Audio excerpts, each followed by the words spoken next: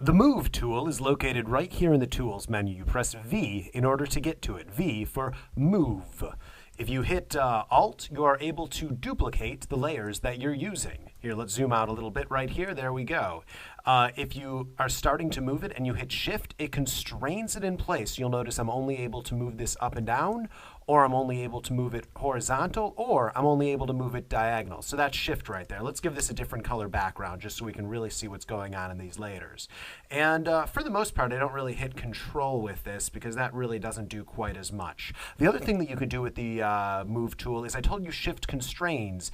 Shift constrains if first you click and then you hit Shift. However, if you hit Shift first and then you click, you can actually select multiple layers at once. So notice in my layers palette, because I was holding down Shift, I could click multiple layers at once. What else can you do with the Move tool? If you right click, and let's say you have multiple layers on top of each other, so here we go, 3 layers on top of each other. If I right click, I can choose which one of these layers I want to move. Now going up in the options bar, the auto select checkbox is very important. If it's unselected, you'll only move the layer that is already selected. But if you check the auto select box, so now it's selected, it'll automatically jump to the layer that you want it to be on. Or let's say you have some groups, so let's just group these together right there with a quick Control G. If I move this to groups, then it will automatically select the group that I'm on top of. So if this is on layers, it goes like this, and if it's on group, it goes like this. The other thing inside of the options bar are the ability to position things right here. So I can say position things to the top. I can say position things to the left. You get the idea. Feel free to hover your mouse over it and it will show you exactly what it is. Align to the bottom edges, all of that. These over here only work if you have 3 or more selected. So here we go. You'll notice that these are highlighted now. This will align things so they all center up. These will play with them. They're great.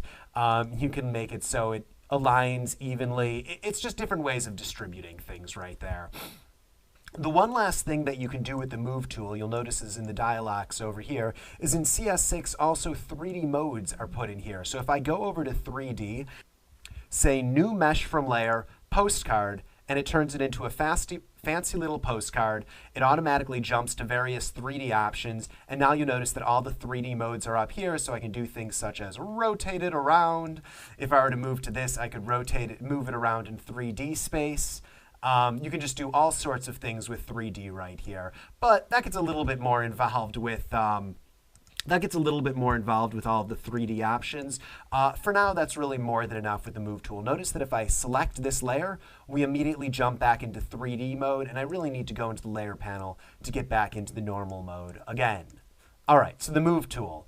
Alt allows you to duplicate, Shift constrains, or if you press it first, allows you to click multiple layers. This checkbox is really important, and you can align all sorts of things over here. Also, if you say Show Transform Controls, instead of having to press Control T, these are always on. So you can do things such as pressing Control, Alt, and Shift with these. So Control allows you to do the corners, Shift allows you to constrain proportions. So here, let's I'm going to hit Enter, go to another layer. Shift allows me to constrain proportions, and Alt allows it to make it so it's always centered from the middle. There's all sorts of other things you can do with the control panel, but you know what? That's enough of the Move tool for now. So Move tool, V, it's great. It's the most crucial tool in Photoshop, and that's what you need to know about that.